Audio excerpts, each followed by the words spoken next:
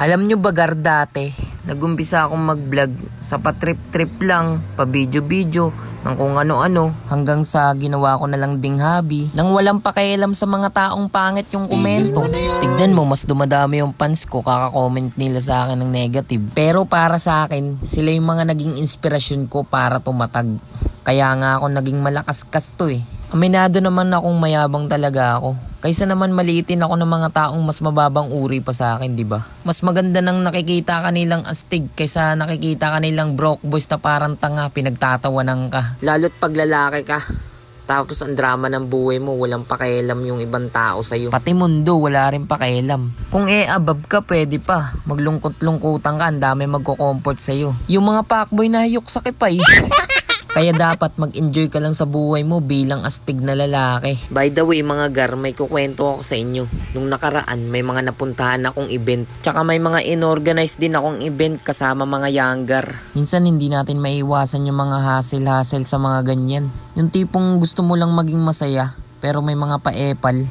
Mga kupal sa paligid na papansin. Pupunta ng event, magmamaoy. Pupunta ng event para maging inggitero. Ang baho ng trip, di ba? Pero di ko na lang pinansin. In-enjoy ko na lang yung gabi. Isang beses lang mangyayari sa akin yung mga ganung bagay, pero ekis na sila sa akin habang buhay. Mga taong gusto mong suportang tulungang umangat, pero ikaw yung gustong hilain pababa. Asshole, isang kabulshitan, di ba? Kaya kayo guys, ingat kayo minsan sa mga nakakasalamuha nyo, lalo't di nyo naman kilala ng personal. Maraming ahas dyan, mga panggap na kunwaring kaibigan. Mga nakabuntot lang kasi nakikita nilang meron ka, pero pag wala ka na, ayun, tablado ka na. Natural. Pero kahit na ganun, kailangan mong sumabay sa alon. Para di ka mapag-iwanan, enjoy mo lang kung anong meron ka, gawin mo lang kung anong gusto mo. Yun yung mahalaga. Ang importante, araw-araw kang nag-upgrade.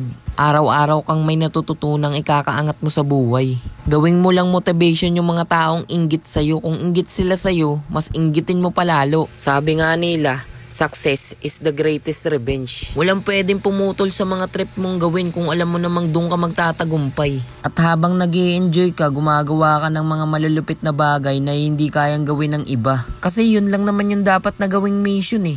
Yung magpaastig ka na magpaastig sa buhay mo. Magpalago na magpalago kung anong meron ka.